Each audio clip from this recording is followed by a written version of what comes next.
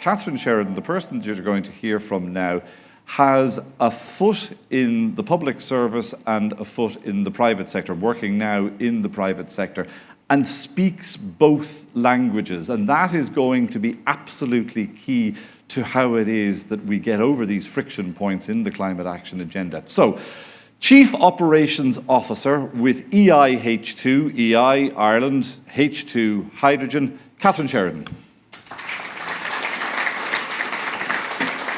Good morning, everybody. Thanks very much to Owen and all the team in Mason, Hayes and Curran for giving me the opportunity to join today.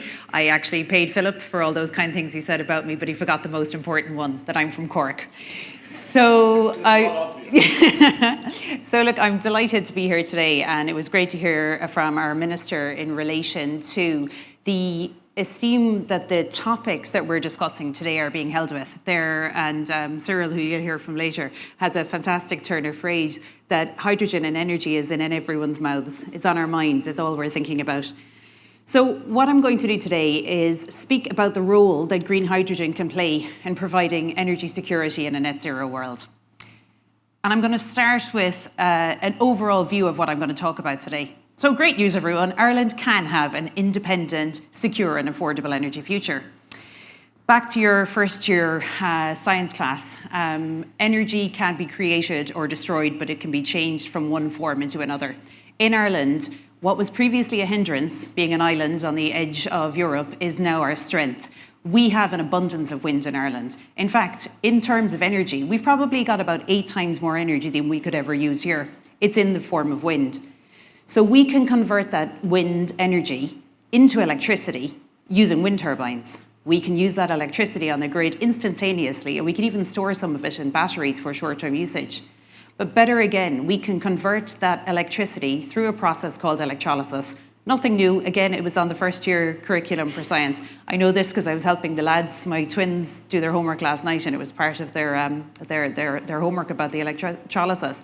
You pass electricity through water, H2O, and you separate the hydrogen out from the oxygen, so we can use it there. We can use electricity and green hydrogen to meet our domestic energy needs.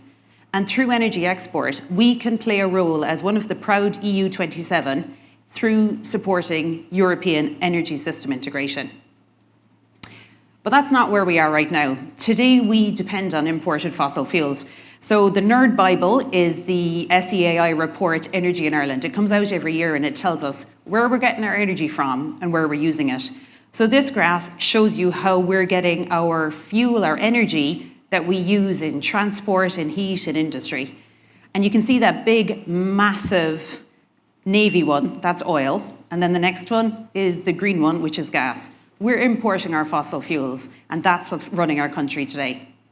So if we go back to the baseline and we think about electricity and meeting end energy needs from electricity, if we were to translate that into emissions reductions, if we had a 100% renewable electricity scheme, or electricity supply throughout the island of Ireland, we'd only reduce our emissions by 16%. So that's the first thing I'd really like you to take away from today. Electricity and energy are not synonymous. When we talk about achieving our goals in electricity, we always have to look at what's known as the elephant in the room, heating. How can we decarbonise heating?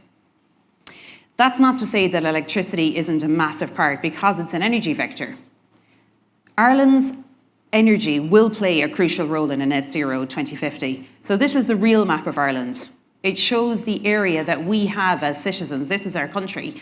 Most of it's actually underwater. But that means that the resources that we have and the wind turbines that we could install there and that we could capture the energy from could be used not only in Ireland, but also in supporting Europe as it transitions. And I'll talk more about the role of Ireland's energy in a new energy map in a minute.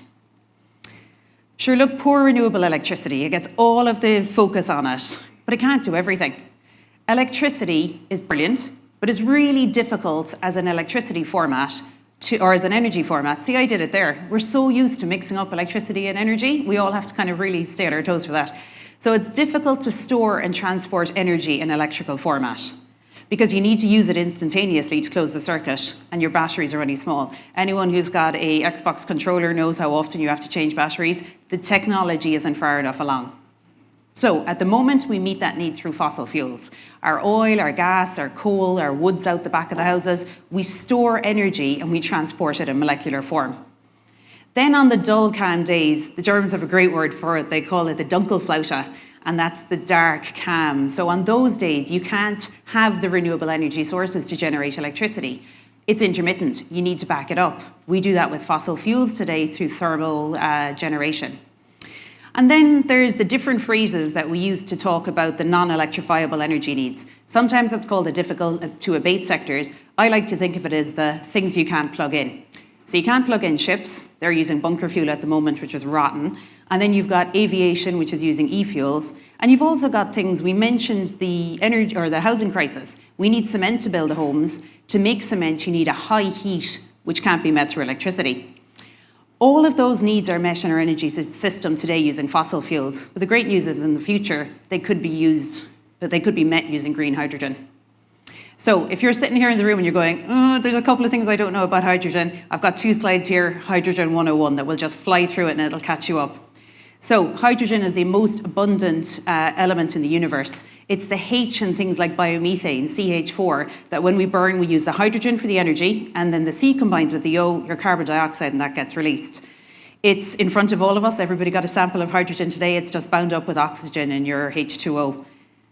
When we use green electricity, so electricity from renewable sources, to separate out that hydrogen from the oxygen, that's called green hydrogen. There's a whole bunch of other colours that you could learn about if you want, but in Ireland, our resource is wind, our resource is renewable energy, so that's why we're going to have a green hydrogen strategy. So in relation to the costs associated with hydrogen production, and also how is that going to fall over time, think about your flat screen TV or your cathode ray tube that you used to have, and then you got a flat screen TV and it was really expensive, and now you've got a smart TV. Technology costs reduce over time.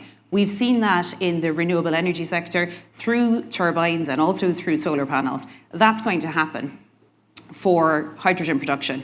And in parallel, the cost of renewable electricity is going to go down. So you've got your technology and you've got your electricity. They're going to transition over time. Doesn't mean we don't have to support it.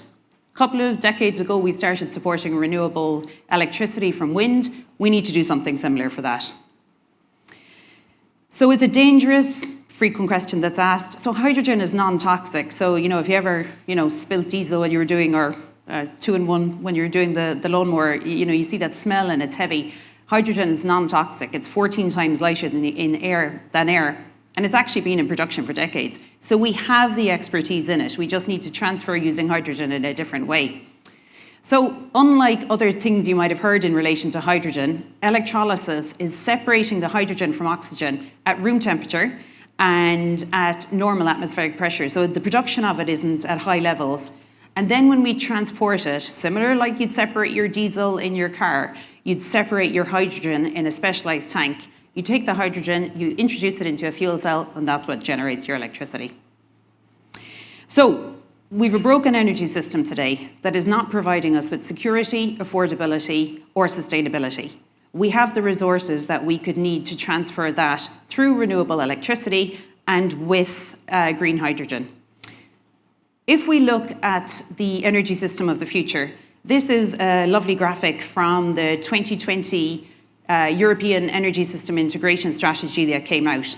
And what it talks about is thinking of all the energy in silos. So I've got oil and I'm going to use that to make diesel, I'm going to put it in my car. And then I've got coal and I'm going to burn it to make electricity. We start bringing everything together. So one example is on demand side planning. Or even if you think about it on a more personal level, an electric car. So we're electrifying the need, we're charging it up, and we're storing energy in our car. So if we could line that up so we're doing it at times of low demand, we can have this energy system integration. But the big one is you need to integrate electricity and molecules. So you need to, wherever you need a molecule, like your thermal generation or your system services for electricity that's using fossil fuels today, you need a new zero carbon molecule in the future, and that's green hydrogen. So Ireland has an opportunity to create a new map. Green hydrogen can support us in that. On the left, we have the Repower EU plan, which is quadrupling the appetite or the ambition for hydrogen. There are import pathways that they're talking about. And sure, poor Ireland, with all our wind, we're not on it, but we could be. And while we have neutrality when it comes to our troops, what we could do is we could impact geopolitics on a global scale by creating a new source of energy to supply the needs for countries like Germany, who are going to be importing 80% of their hydrogen. And instead of perhaps taking the risk of a new form of colonialism, where we in industrialized countries are unfair on those countries who are catching up by stealing their sunshine and their wind, we could have Ireland, a democratic country, providing a new source of energy into Europe. On the right-hand side, we've got the European hydrogen backbone, a dedicated hydrogen pipeline that's going to transport energy all around Europe from sources to sinks. So, you know when you're sitting in traffic and you're going, God, I can't get home, I need to get home in time. And then you turn around and you realize, hang on, I am traffic. We are the energy sector. Everyone in the room here is the energy sector. It's not a case of us and them. We must move away from this idea of saying, they should fix this, they should fix the planning system, we should do that. We all need to do it together. We need to start where we are and do what we can. We can't pretend that fossil fuels aren't going to have an ongoing role in providing energy security and meeting our energy needs in the short term. We're grown-ups. We have to accept those ugly truths.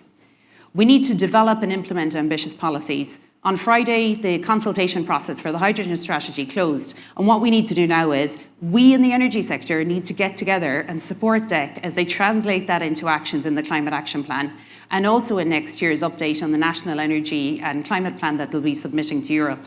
We do need to resource public bodies appropriately, but we also need to foster collaboration. So there's a lot of representative groups. I'm involved with a lot of people in the room in relation to Wind Energy Ireland, Engineers Ireland, Hydrogen Ireland. We have fantastic opportunities to work together to create this new future, and that's what we're doing. What we're doing is we're not letting today's status quo dictate our energy future. We're creating a new one, we're not tweaking it. So I'm married to a New Zealander, and we had a very understanding status quo of what happened in the world of rugby. Ireland played, we were great, and Dean supported them when they were playing. But as soon as it went to New Zealand, things changed. This year, Ireland went to New Zealand and beat them. Goosebumps now. Ireland went to New Zealand and they beat them. And in part, it's what Paul O'Connell advises us all to do, and that's to be the best at things that require no talent. Collaboration, conversation, and working together to create the new energy future for Ireland is something that we can all choose to do today. And I call on everyone to join us in doing it. Thank you.